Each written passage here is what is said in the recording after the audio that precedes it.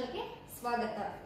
ಯೂಟ್ಯೂಬ್ನ ಎರಡನೇ ವಿಡಿಯೋ ಇವತ್ತು ಮಾಡ್ತಾ ಇದ್ದೀನಿ. ಇದರಲ್ಲಿ ನಾವು ಈ ಒಂದು ವಿಡಿಯೋದಲ್ಲಿ ಅಚ್ಚಗನ್ನಡ ಅಥವಾ ದೇಶೀಯ ಪದಗಳು ಇದ್ರ ಬಗ್ಗೆ ತಿಳಿದುಕೊಳ್ಳೋಣ. ಎಕ್ಸಾಮಲ್ಲಿ ತುಂಬ ಜಾಸ್ತಿ ಕೇಳ್ತಾ ಇರ್ತಾರೆ, ಅಚ್ಚ ಕನ್ನಡ ಪದಗಳನ್ನು ಗುರುತಿಸಿ ಅಂತ 4 ಆಪ್ಷನ್ ಕೊಟ್ಟು ಇದರಲ್ಲಿ ಗುಂಪಿಗೆ ಸೇರಿದ ಪದವನ್ನು ತೆಗೆಯಿರಿ ಅಂತ ಹೇಳ್ತಾರೆ. ಇಲ್ಲಿ ನೋಡ್ತಾ ಹೋಗೋಣ ಯಾವ ರೀತಿ ನಾವು ಅದು ಅಚ್ಚಗನ್ನಡ ಪದವನ್ನು ಈಸಿಯಾಗಿ ಐಡೆಂಟಿಫೈ ಮಾಡ್ಬೋದು ಅನ್ನೋದನ್ನ ನಾನು ಇಲ್ಲಿ ಹೇಳ್ಕೊಡ್ತೀನಿ. ಮೊದಲನೇದಾಗಿ ನಮ್ಮ ದೇಹದ ಅಂಗಾಂಗಗಳು. ಮೊದಲನೇದಾಗಿ ಬಂದು ನಮ್ಮ ದೇಹದ ಅಂಗಾಂಗಗಳು, ಇವುಗಳು ಅಚ್ಚಗನ್ನಡ ಪದ ಆಗಿರುತ್ತೆ. ಕೈ, ತಲೆ, ಹೊಟ್ಟೆ, ಕಾಲು, ಈ ರೀತಿ ನಮ್ಮ ದೇಹದ ಅಂಗಾಂಗಗಳು ಯಾವ್ಯಾವ ಬರುತ್ತೋ ಅದೆಲ್ಲವೂ ಕೂಡ ಅಚ್ಚಗನ್ನಡ ಪದವಾಗಿರುತ್ತೆ ಅಂತ ಹೇಳ್ಬೋದು.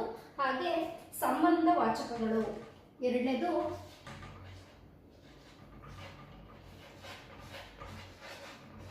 ಸಂಬಂಧ ವಾಚಕಗಳು. ಸಂಬಂಧ ವಾಚಕಗಳು ಅಂದರೆ ಅಪ್ಪ, ಅಜ್ಜ, ಚಿಕ್ಕಪ್ಪ, ಅಣ್ಣ, ತಮ್ಮ, ಈ ರೀತಿ ಸಂಬಂಧವನ್ನು ಗುರುತಿಸುವಂಥವೆಲ್ಲ ಸಂಬಂಧವಾಚಕಗಳು ಕೂಡ ಅಚ್ಚಗನ್ನಡ ಪದ ಆಗಿರುವಂಥದ್ದು. ಹಾಗೆ ಪ್ರಾಣಿಗಳು, ಮೂರನೇದು ಬಂದು ಪ್ರಾಣಿಗಳು.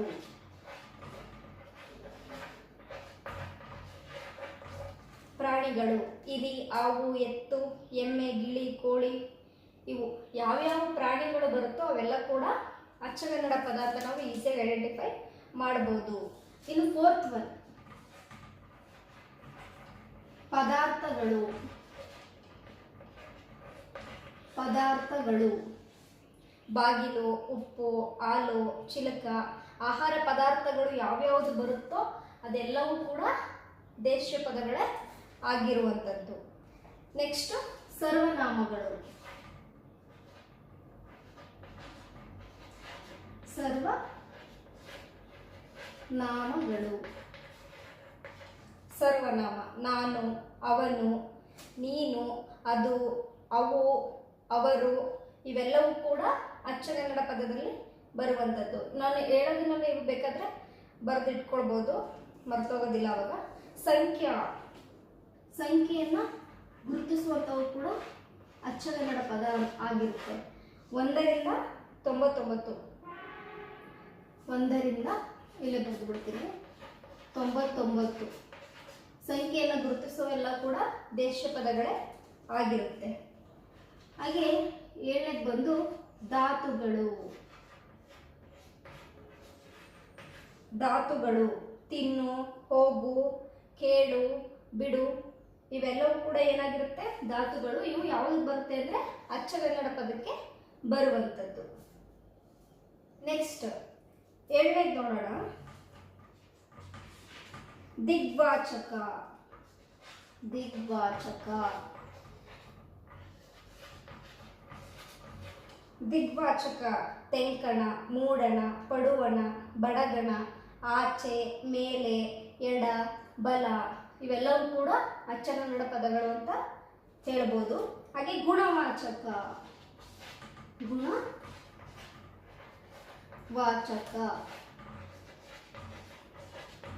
ಗುಣವಾಚಕ ಬರ್ಕೊಳ್ತಾ ಹೋಗಿ, ಬೇಕಾದ್ರೆ ಹೇಳ್ತೀನಿ, ಬೋರ್ಡ್ ಚಿಕ್ಕದಾಗಿರೋದ್ರಿಂದ ಬರೀಲಿಕ್ಕಾಗಲ್ಲ. ದೊಡ್ಡ, ಚಿಕ್ಕ, ಹಿರಿಯ, ಕಿರಿಯ, ಬಿಳಿದು, ಕರಿದು, ಒಳ್ಳೆಯ, ಕೆಟ್ಟ, ಹಳೆಯದು, ಹೊಸದು, ಕೆಂಪು, ಇವು ನೋಡಿ ಇನ್ನು ಮುಂದೆ ಹೇಳ್ತೀನಲ್ಲ, ಇವು ಸ್ವಲ್ಪ ನಿಮಗೆ ಗುಣವಾಚಕ ಅಂತ ಐಡೆಂಟಿಫೈ ಮಾಡೋದು ಕಷ್ಟ ಆಗುತ್ತೆ, ಇದನ್ನು ಬರ್ಕೊಬಿಡಿ. ಕೆಂಪು, ಓಡುವ, ಭವ್ಯ, ಮಲಗಿದ, ಸುಂದರ, ವಿಶಾಲ, ಪವಿತ್ರ, ಶ್ರೇಷ್ಠ, ಕನಿಷ್ಠ, ಇವೆಲ್ಲವೂ ಕೂಡ ಗುಣವಾಚಕಕ್ಕೆ ಬರುವಂಥದ್ದು. ಅವು ಆದ್ದರಿಂದ ಅಚ್ಚಗನ್ನಡ ಪದ ಆಗಿರುತ್ತೆ. ನೆಕ್ಸ್ಟ್ ಬಂದು ಪ್ರಕಾರವಾಚಕಗಳು. ಪ್ರಕಾರವಾಚಕಗಳು ಅಂದರೆ ಅಂತ, ಇಂಥ, ಅಂತಹ, ಇಂತಹ, ಎಂತಹ, ಅಂಥವನು, ಎಂಥವನು, ಅಂತಹನು, ಈ ರೀತಿ ಅಂತ, ಇಂಥ, ಎಂಥ, ಇವೆಲ್ಲ ಕೂಡ ಪ್ರಕಾರವಾಚಕ ಆಗಿರುತ್ತೆ. ಅವು ಕೂಡ ಅಚ್ಚಗನ್ನಡ ಪದ ಅಂತಲೇ ಹೇಳ್ಬೋದು.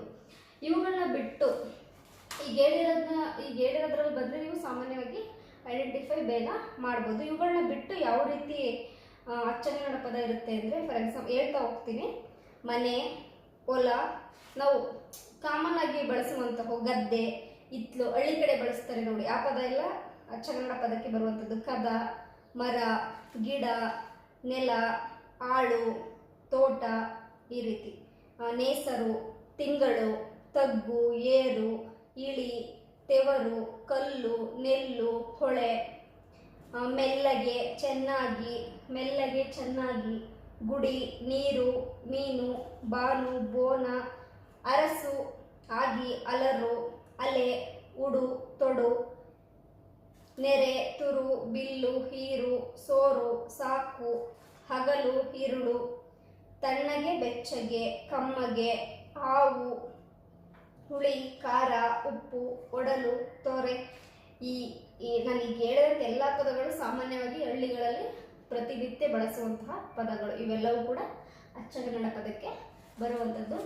ನಾನೀಗ ಹೇಳಿರುವಂಥ 9 ಟೈಪ್ಸ್ ನಿಮಗೆ ಈಸಿಯಾಗಿ ಐಡೆಂಟಿಫೈ ಮಾಡ್ಕೋಬೋದು. ಅದ್ರ ಮೇಲೆ ಬಂದರೆ ನೀವು ಹಳ್ಳಿಯಲ್ಲಿ ಬಳಸುವಂಥ ಪದಗಳನ್ನ ನೆನಪಿಟ್ಕೊಂಡ್ರೆ ಸಾಕು, ಅವೆಲ್ಲವೂ ಕೂಡ ಅಚ್ಚಕನ್ನಡ ಪದ ಆಗಿರುವಂಥದ್ದು.